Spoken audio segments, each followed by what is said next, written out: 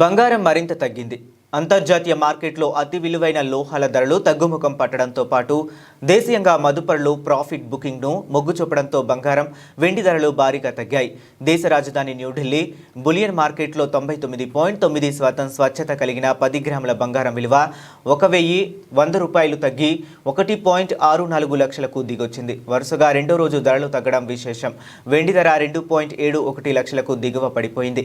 పారిశ్రామిక వర్గాలు, నాణేల తయారీదారుల నుంచి కొనుగోలు అంతంత మాత్రంగానే ఉండడంతో కిలో వెండి ధర 600 రూపాయలు తగ్గి 2,71,700 రూపాయలకి జారుకుందన్నది ఆల్ ఇండియా సరఫరా అసోసియేషన్ వెల్లడించింది.